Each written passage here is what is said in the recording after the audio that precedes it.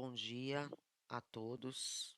Boa tarde para quem assistir à tarde, boa noite para quem assistir à noite. A intenção de nós fazermos um informativo virtual, basicamente uma reunião, né? De forma live, é proporcionar aos senhores, aqueles que não podem estar na escola em consequência de suas vidas profissionais, a oportunidade de conhecer, conversarmos e podermos trocar informações e tirar as dúvidas que porventura tenham surgido aí no decorrer desse primeiro bimestre, principalmente para os pais que estão chegando esse ano na Escola Juscelino Kubitschek. Eu queria iniciar essa live tentando passar para os senhores a compreensão da diferença que os seus filhos têm em relação a uma escola regular. A nossa escola é uma escola integral. Não é integral somente porque eles ficam o dia todo para os senhores trabalharem. A nossa escola não é uma creche. A nossa escola ela é integral porque ela tende pela formação integral do cidadão. E ela trabalha com 4 pilares da educação, que é aprender a saber, aprender a agir, aprender a conviver e aprender a ser. Então, mais do que auxiliá-los no sentido de que as crianças tenham ocupação durante o dia todo, é fazer com que essas crianças possam ter essas 4 habilidades aqui. Então, o que eu quero que os senhores entendam? A nossa missão enquanto escola de tempo integral é trabalhar não só o aluno, mas sim o ser humano.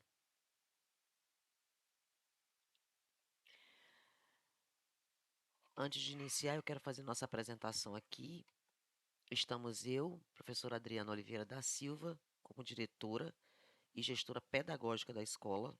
Sou eu que cuido da parte pedagógica, junto com a coordenadora Marli e a professora Vanusa na orientação. E eu tenho aqui como parceira a professora Ana Paula Nobre Luz, que é a minha vice-diretora e é a minha coordenadora administrativa e financeira. Porque uma escola, ela funciona hoje como uma pequena empresa. É a própria escola que gere os recursos que vão mantê-la no decorrer do ano letivo. Antes de iniciar a parte pedagógica, eu queria fazer uma pequena explicação sobre os recursos que a escola recebe, porque nós temos ouvido aí algumas perguntas, alguns questionamentos a respeito do funcionamento da escola. Alguns pais que entraram esse ano percebem que a escola ela não tem uma estrutura bonita. Nós estamos tentando organizar a escola. Eu estou na escola há um ano, eu e a professora Ana Paula. A escola aí vem de gestões anteriores que infelizmente não puderam ou não, enfim, não puderam organizar a escola de uma maneira adequada para que os alunos possam ter um ambiente mais acolhedor. A gente consegue fazer o máximo que podemos para poder acolher os filhos de vocês de forma decente. Então, deixa eu explicar para os senhores como é que funcionam os recursos da escola. O recurso ele é enviado pela SEDUC de acordo com o censo do ano anterior. O que é o censo? É a contagem dos alunos matriculados. Esse censo ele acontece geralmente no mês de maio. Então, ano passado, o que eu encontrei na escola Juscelino Kubitschek? Uma escola com uma credibilidade baixa, com um número muito alto de transferências. E esse censo, em maio de 2025, ele foi fechado com 306 estudantes. Então, o recurso de 2026, eu vou receber o valor per capita correspondente a 306 estudantes. Só que eu tenho matriculados em 2026 361. Então, o que acontece? Eu tenho 55 estudantes a mais para sustentar com dinheiro correspondente a 306. Então, o que eu quero dizer com isso? Que nós vamos ter algumas dificuldades para continuar o processo de organização e embelezamento da escola. Esse ano nós vamos trabalhar, infelizmente, apenas com a manutenção básica. É claro que a gente vai tentar fazer rifas, fazer alguns eventos para arrecadar recursos, para tentar melhorar o aspecto físico da escola. Eu não sei se os senhores já perceberam que a gente já iniciou um processo de pintura externa no muro, na parte frontal da escola, com auxílio de parcerias que a direção tem buscado. A gente tem mantido a escola limpa com relação a mato, com relação a lixo também, por parcerias que a gente tem feito com a CEOSP, com órgãos municipais de forma gratuita, porque realmente o recurso ele não dá para determinadas coisas, eu não posso fazer determinadas coisas, e também o recurso esse ano ele está limitado, ele está diminuiu um pouco. Então vamos lá. Eu recebo um recurso muito importante que é o recurso destinado para merenda escolar. São dois recursos, o PENAI, que é nacional, que ele vem de Brasília, enviado pelo MEC, e o PEALI, que é o estadual, que a SEDUC encaminha para complementação do PENAI. Então, a nossa escola ela é diferente. Ela oferta 3 refeições por dia: o lanche da manhã, o almoço e o lanche da tarde. O que eu preciso que vocês entendam? Nossa escola não é restaurante. Nós seguimos um cardápio determinado pela SEDUC e eu preciso me virar nos 30 para que esse recurso caiba para que eu possa ofertar as refeições dentro do cardápio. Vai ter dia que no cardápio vai estar dizendo lá que eu tenho que servir determinado alimento, determinada fruta. Só que aquela fruta não é a fruta da estação em Rondônia. Então eu vou com o fornecedor para fazer uma troca compatível com o valor que eu tenho. Então o valor que eu recebi em 2025 foi de 226.800. São R$ 3 por aluno, tá? Em 2026 eu vou receber 189.600, que eu tenho que dar comida para 361 estudantes, mas o dinheiro vem para 306. Então esse é o recurso do PEALI. O recurso do PENAI, que é o federal, eu recebi em 2025 R$ 105.068. Esse ano eu vou receber 99.360 para sustentar 200 dias letivos numa quantidade de estudantes, R$ 51, 51 alunos a mais do valor que eu vou receber, R$ 1,57. Então, os senhores podem perceber que eu recebo por aluno R$ 4,57 para alimentá-los durante 200 dias letivos. Se alguém tiver uma receita ou alguém souber um restaurante que serve 3 refeições dia por R$ 4,57, eu gostaria muito de indicações. Então, os senhores entendem aí o malabarismo que os diretores têm que fazer para poder manter a merenda escolar adequada e numa quantidade adequada para que os alunos possam ficar alimentados das 7h30 às 17 horas, certo? Não tem como a gente inovar com gostos, com preferências. Primeiro porque eu tenho que seguir um cardápio. Então, assim, nós estávamos trabalhando com os senhores as fotos do cardápio diário. Infelizmente, as atribulações do dia a dia, o tempo é insuficiente, mas os senhores têm liberdade total para vir conhecer o cardápio da escola. Ele está afixado bem na porta do refeitório.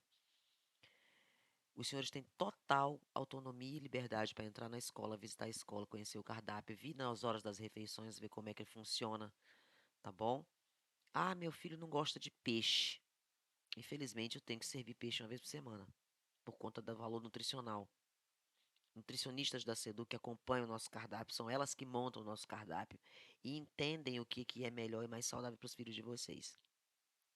A cantina não pode vender refrigerante? Não. Se você oferta refrigerante para o seu filho na sua casa, tudo bem. Eu, como escola, não posso ofertar. Ok? Para manutenção da escola, eu te recebi um questionamento. Eu não diretamente, mas algumas servidoras que lidam diretamente com os pais. Ah, por quantas vezes a escola limpa as centrais por ano? Quantas vezes a escola faz isso assim assim por ano? Vamos entender como é que funciona. Para garantir a continuidade das atividades das unidades escolares, principalmente no que tange a manutenção, nós recebemos dois recursos. A gente recebe, as escolas têm direito de receber esse recurso federal chamado PDDE, que é o programa de dinheiro direto na escola. Mas a escola Juscelino Kubitschek não está recebendo esse recurso ainda, porque há pendências dos anos anteriores para serem resolvidas com relação à prestação de contas. E eu estou tentando resolver essas pendências junto ao diretor anterior para poder regularizar o nome da escola para a gente poder voltar a receber esse recurso federal. Estamos próximos aí de resolver essas pendências. E nós recebemos esse recurso estadual chamado PROAF, que é um recurso para eu fazer a manutenção do prédio. A manutenção do prédio. 2025, lembra que eu falei do censo? Eu recebi 214.120. Eu recebo esse dinheiro todo de uma vez? Eu posso gastar esse dinheiro todo de uma vez? Não, porque ele tem que durar um ano. Eu recebo ele em julho e ele tem que durar até junho do ano seguinte. Então, teoricamente, o de 2026, que vocês estão vendo aí que é menor, eu ainda não recebi. Eu ainda estou sobrevivendo com o recurso de 2025.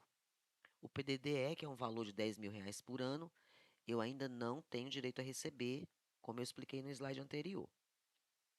O que eu posso comprar com esse dinheiro? Eu posso comprar o que eu quiser? Não.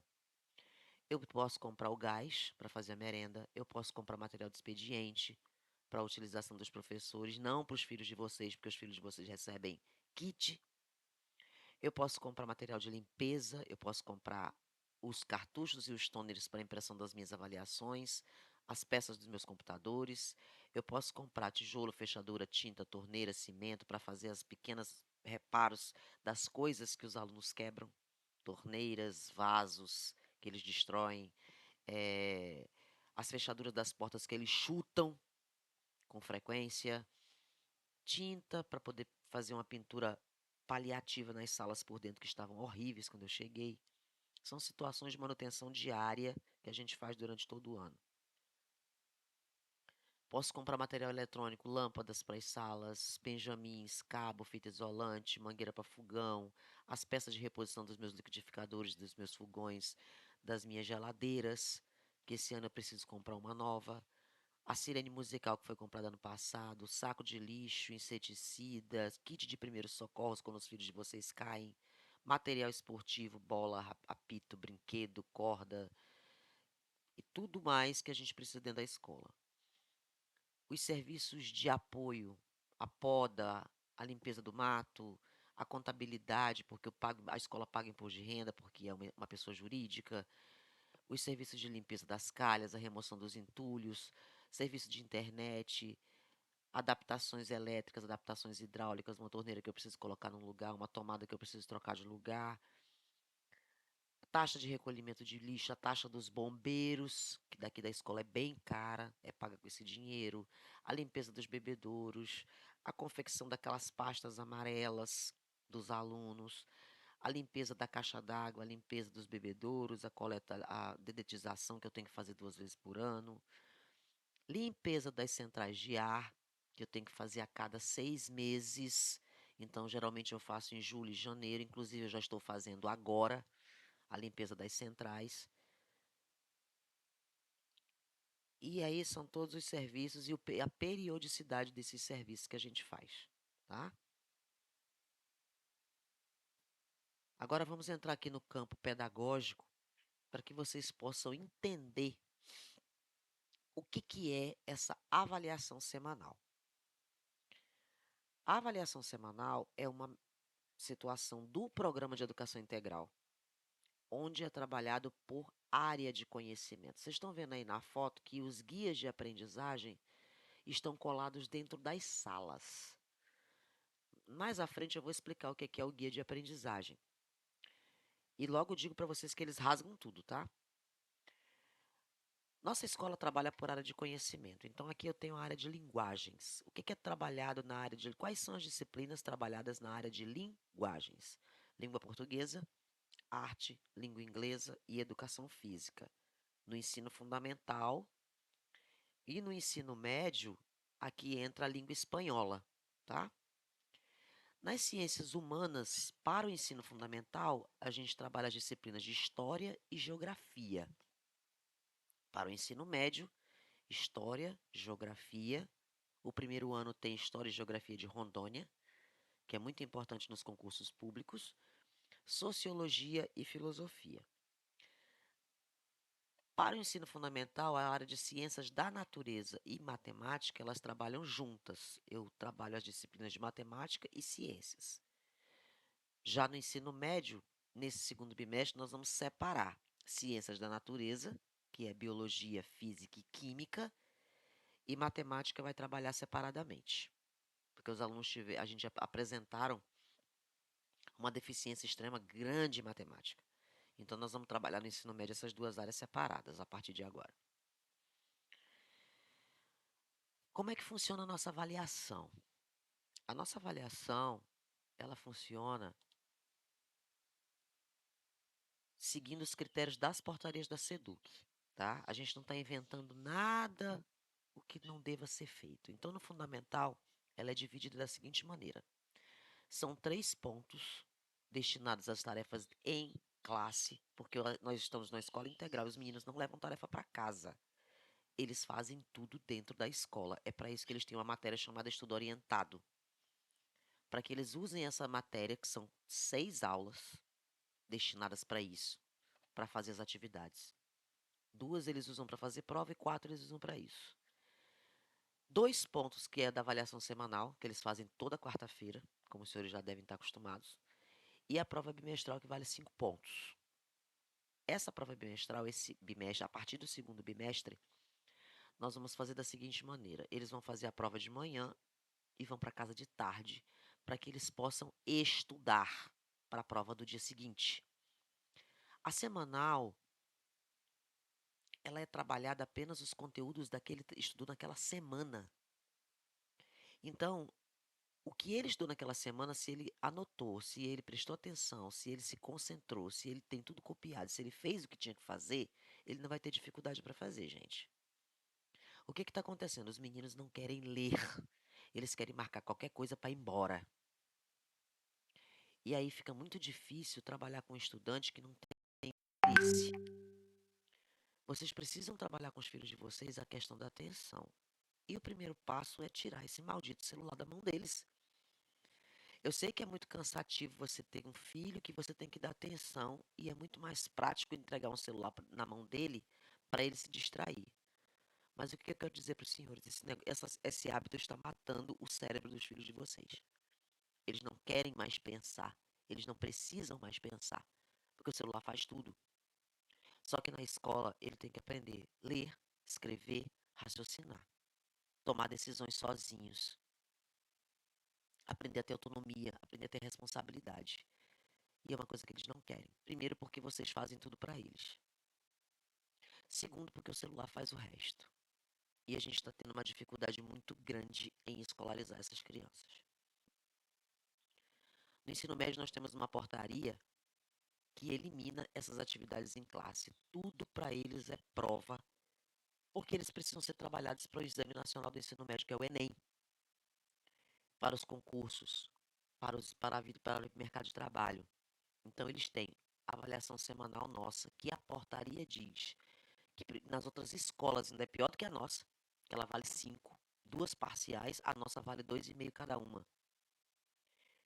E uma prova valendo 5. Então, a gente tem 2 avaliações semanais valendo 2,5, que dá 5, e uma avaliação bimestral que vale 5. Então, 5 mais 5 são 10. E eles ainda têm direito a 2 pontos extra, são as redações, que são trabalhadas na disciplina de língua portuguesa, para fazer com que o aluno aprenda a escrever, aprenda a raciocinar e aprenda a colocar no papel o que ele aprendeu, o que ele tem de conhecimento. E também é uma condição indispensável do Enem. O que eu tenho aqui? Como é que essa avaliação semanal funciona na nossa escola? A gente trabalha ela todas as quartas-feiras, como vocês sabem, sempre nos 2 últimos tempos da tarde. Então, aqui, no dia 6 de maio, nós vamos reiniciar as avaliações semanais do segundo bimestre, tá? Eles vão ter aqui 3 dias de aula essa próxima semana, porque na quinta-feira a gente vai fazer uma formação com os professores sobre educação especial. Depois dessa formação, eu vou chamar os alunos, os pais dos alunos atípicos, para fazer uma reunião presencial, para apresentar a professora da sala de recursos, para apresentar como é que a gente pretende trabalhar metodologias diferenciadas com essas crianças.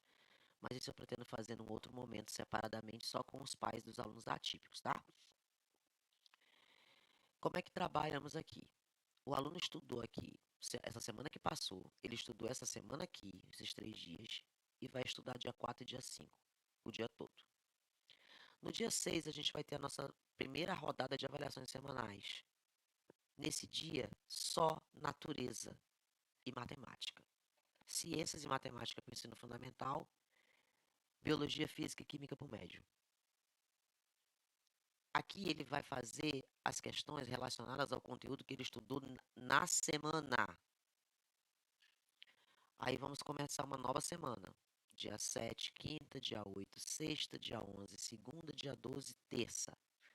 Vem avaliação de linguagens. O que vai ser cobrado nessa avaliação de linguagens? Só o que foi trabalhado nessa semana. E nos dias anteriores, lógico, tá? Só português, inglês, arte, educação física e língua espanhola para o ensino médio. Vão estudar dia 14, vão estudar dia 15, vão estudar dia 18, vão estudar dia 19. Outra avaliação semanal, de novo? De novo. Só que é só das matérias de humanas. História e geografia para o fundamental, história, geografia, filosofia e sociologia para o ensino médio. Tá? Então não é que é uma prova de todas as matérias a semana toda. Cada semana é uma área. Ah, mas meu filho está fazendo muita prova. O mundo é isso. Ele tem que aprender a preencher um gabarito, ele tem que aprender a fazer a leitura da questão, ele tem que aprender a marcar a questão no caderno de questões. Nós temos uma hora, dois tempos de prova, onde a prova inicia às 15 horas. Somente 40 minutos depois da prova é que o professor entrega o gabarito para ele. Eles são ensinados a preencher o gabarito? São. Nas aulas de estudo orientado, nas aulas de protagonismo juvenil. Não há, ele não vai ter vida boa durante a vida. Ah, meu filho não sabe fazer, mas ele está na escola aprendendo isso. É por isso que ele está na escola o dia inteiro. Nós não somos irresponsáveis nem levianos de trabalhar um formato de avaliação sem ensinar antes. Seus filhos têm 9 tempos de aula por dia. Se eles pararem na sala de aula, se eles pararem de passear, pararem de brincar, pararem de conversar, eles vão conseguir entender esse ritmo aí, tá bom? Rodou a semana, aí aqui no dia 27, só quem vai ter avaliação semanal é o ensino médio, porque aí eles vão fazer avaliação de matemática. E aí o fundamental vai ter um respiro para pegar esse caderno de questões que eles recebem. Os senhores não vêm porque eles jogam fora. Comecem a cobrar. Cadê sua avaliação semanal de hoje que você fez? Porque eles levam para casa. Eles não levam porque eles não querem, eles escondem do armário, eles jogam no lixo, porque eles não querem revisar. O professor, no dia seguinte dessas disciplinas que foi avaliada, faz a correção junto com eles, para eles poderem ter noção do que eles erraram, para eles poderem entender como é que funciona o processo. Mas o que eles fazem? Eles jogam no lixo, eles escondem do armário, eles dobram dentro do caderno, eles jogam na água. Nós precisamos trabalhar com os nossos filhos responsabilidade, avaliação do documento. Eu vou pegar um documento da minha casa, o IPTU da minha casa, o IPVA do meu carro, a minha identidade e jogar no lixo? Não. Eles precisam entender que prova é um arquivo documental. O professor errou a correção do gabarito, lá marcou 11 acertos. Não, professor, mas eu corrigi em casa com meu pai e essa questão aqui eu acertei. O professor está lá para revisar a prova com eles no dia seguinte. Cadê tua prova? Joguei fora. Aí fica difícil, tá? Como é que nós distribuímos as questões em linguagem? São 10 questões de língua portuguesa, 3 de arte, 2 de educação física, 5 de inglês, para o ensino fundamental. Para o médio, 10 de língua portuguesa, 5 de arte, 5 de educação física, 5 de inglês e 5 de espanhol. 30 questões. Na matemática do fundamental são 10 questões. Eles têm espaço para rascunho, para fazer as continhas. No médio só são 6. Natureza, no fundamental, 10 questões de ciência somente. No médio, 5 de biologia, 5 de química, 5, 4 de física, que dá 14 questões, tá? Ciências humanas, no fundamental, são 10 de geografia e 10 de história. No médio, são 5 de geografia, 5 de história, 3 de filosofia, 2 de geografia, 3 de sociologia, perdão, 2 de geografia de Rondônia e 2 de história de Rondônia para o primeiro ano. No segundo ano, como eles não têm essa matéria, essas questões sobem para cá. Ficam 7 de geografia e 7 de história. Então, assim, a gente entende que não há peso se ele se concentrar naquela semana, nas disciplinas que vão ser cobradas naquela semana, ele tem tempo para estudar de forma fragmentada. O que acontece é que os filhos de vocês não querem anotar, não querem levar o livro para casa para revisar no final de semana, querem guardar tudo quanto é de porcaria dentro do armário. O armário, gente, a intenção do armário é diminuir o peso, mas os conteúdos daquela semana ele precisa levar para casa para poder revisar, para poder anotar, para poder fazer o que tem que fazer, porque ele tem avaliação daquela área naquela semana, ok?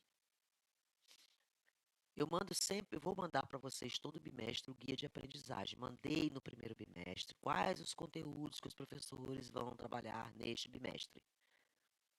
Ah, eu não sei o que é que vai cair, eu não sei o que é que o professor passou. Quem é que está na sala? É o senhor, a senhora ou é o menino? É obrigação do menino saber o que está fazendo. Esse guia é colado na parede, lá na sala de aula. O horário deles é colado na parede. O horário deles é entregue para eles colarem no caderno de estudo orientado. Perguntem para eles se eles têm, eles jogam fora. Porque o celular, a tela, está impedindo esse aluno de ter um raciocínio lógico, uma organização do pensamento, uma organização das suas atividades, porque ele entende que não precisa, porque o celular faz tudo para ele, porque minha mãe faz tudo para mim, porque meu irmão mais velho faz tudo para mim. Gente, essa criança vai crescer e vai se tornar um adulto.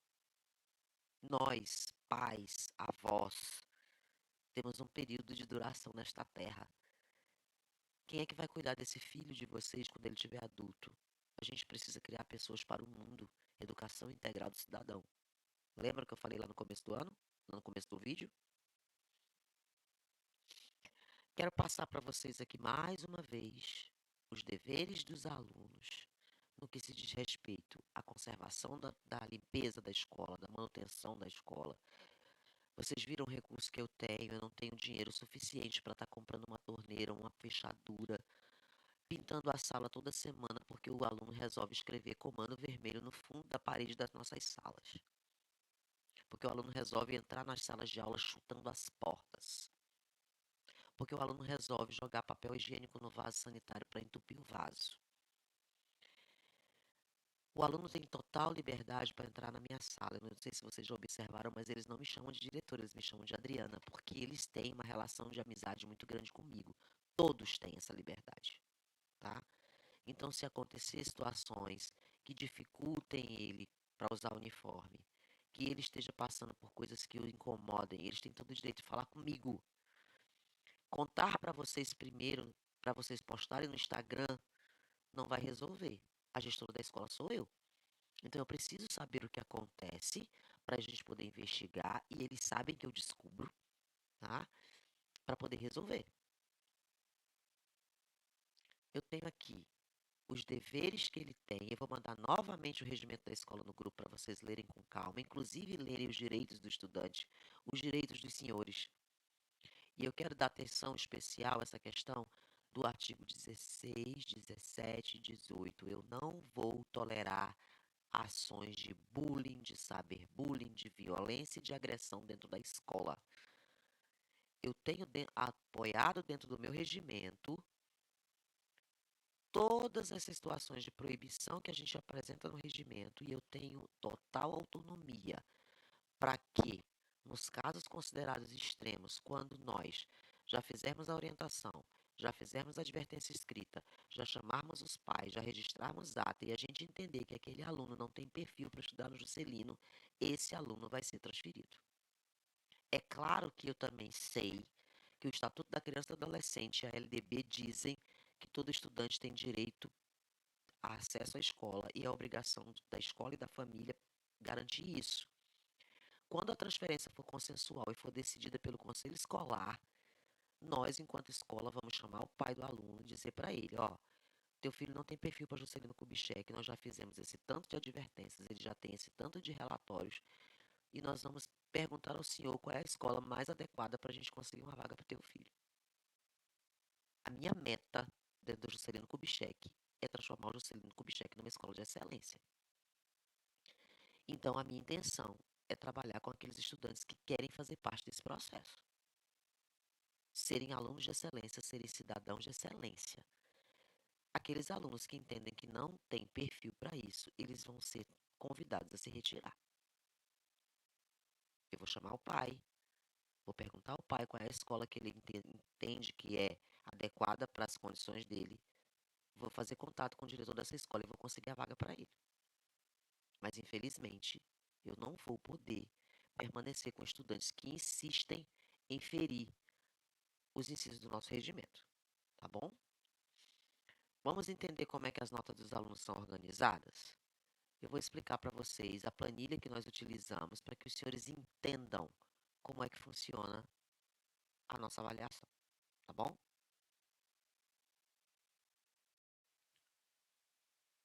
Eu preciso fazer um combinado com os senhores. Essas são as matérias que os filhos de vocês têm na escola Juscelino Kubitschek. Eu não sei quem é que está dizendo para os meninos que tem matéria que reprova e tem matéria que não reprova. Eu já conversei com meus professores e eu entendo que eles não fazem isso, porque seria desvalorizar o seu próprio trabalho. Então eu quero combinar com os senhores 3 pontos. Primeiro, não existe matéria sem importância, tá? A disciplina de protagonismo juvenil para o ensino fundamental é a disciplina que vai ensinar eles a valores e atitude de respeito dentro de uma sociedade.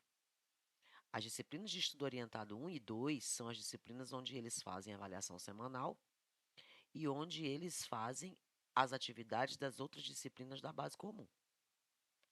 É o tempo que vocês teriam em casa para fazer as atividades, eles fazem aqui, com acompanhamento do professor. As disciplinas de prática experimental, tanto de ciências quanto de matemática, são aulas de reforço.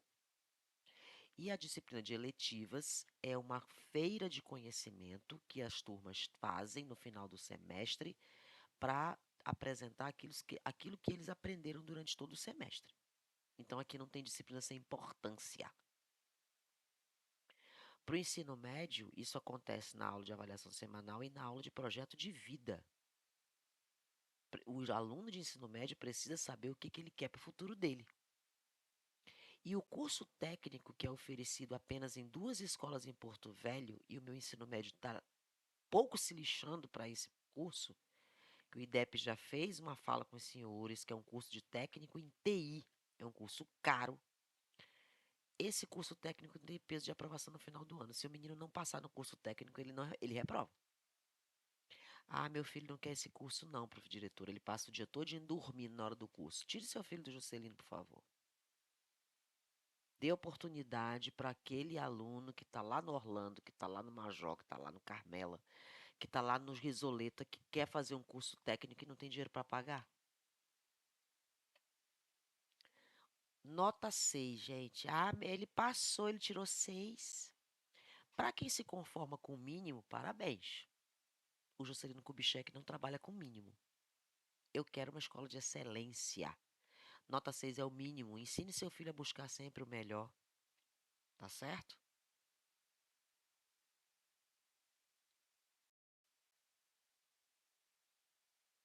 Vou explicar para os senhores como é que funciona as nossas avaliações, tá? Aqui, vamos imaginar que o professor Jefferson aplicou a avaliação semanal do ensino médio. A primeira avaliação semanal vale 2,5, a segunda avaliação semanal vale 2,5 e a bimestral vale 5, ok? Então aqui é lançado o número de acertos que esses alunos fazem, ok? E aqui no mapa de notas, vem o ponto extra da redação, Aluno com 0 aqui é porque não quis fazer a redação ou não entregou a redação. Aqui as notas da avaliação semestral e bimestral e aqui o total. 2,5 mais 2,5 mais 5, lembram? Ele não conseguiu, ele ainda tem oportunidade, 2 oportunidades de fazer uma recuperação contínua dentro do bimestre, com atividades que os professores proporcionam para ele, caso ele tenha perdido alguma avaliação semanal. É justamente por isso que na avaliação semanal não tem segunda chamada. Ah, ele faltou porque estava com gripe, não sei o quê. Ele não vai fazer de novo, né? A semanal 1 e a semanal 2. Ele só tem direito a bimestral, a segunda chamada da bimestral, se ele perder, se o pai vier preencher o requerimento me explicando por que esse menino perdeu prova. Tem muito pai mandando o menino dar recado para mim. Eu não trabalho com menor de idade quando o assunto é documento. Eu trabalho com documento para eu poder ter respaldo diante a SEDUC, tá? Recadinho pelo menino não vai funcionar. Os filhos de vocês são menores de idade, gente. Os do ensino médio ainda são menores de idade. Os do 9º ano também. Eu só recebo satisfação dos pais do 6º ano. Passou do 8º, ele que se vire. O que vocês estão fazendo é alienação parental. Isso é muito grave. Isso é muito grave. Ok? Então é dessa forma que a avaliação é pontuada. A primeira avaliação semanal, a segunda avaliação semanal, o número de acertos, o percentual de acertos e os acertos da bimestral. Somou aqui, vem para cá. Nesse caso aqui, que é uma turma de 6º ano, os meninos têm 3 atividades dentro de sala valendo 1 ponto. Aqui ele fez a semanal e a bimestral, que juntando dá 7. E aqui, se ele ficar com a média abaixo de 6, o professor vai trabalhar com ele recuperação contínua dentro do processo, recuperar essa avaliação semanal que por acaso ele tenha perdido, faltado, porque estava gripado, porque choveu, porque ele estava dormindo, porque ele não acordou na quarta-feira, né? E aí ele vai recuperar isso aqui nas atividades em sala, uma chamada recuperação contínua. Vocês veem que nessa turma aqui, na disciplina de língua portuguesa, a professora trabalhou tudo que tinha que trabalhar. A professora fez a recuperação contínua de quem perdeu a semanal ou de quem ficou abaixo da média. Então, o menino tem inúmeras oportunidades para estar aprovado ao final do bimestre. Mas eu ainda tenho o caso de menino que diz assim para nós: Ah, eu fiquei com 6, tá bom. Meu pai disse que tá bom. Eu fiquei com 5,5. O professor tem que me dar meio ponto. Não. O professor não é obrigado a dar meio ponto para ninguém. O professor fez tudo, esgotou todos os recursos que as portarias da SEDUC dizem para ele fazer. Mas o estudante brincando, o estudante passeando, o estudante jogando o caderno dele no lixo, o estudante perdendo o livro dele na quadra, debaixo da caixa d'água. Esse estudante não tem autonomia nem responsabilidade. Eu não vou trabalhar, dar meio ponto porque esse estudante é bonitinho. Juscelino Kubitschek, para mim, vai ser uma escola de excelência, já é.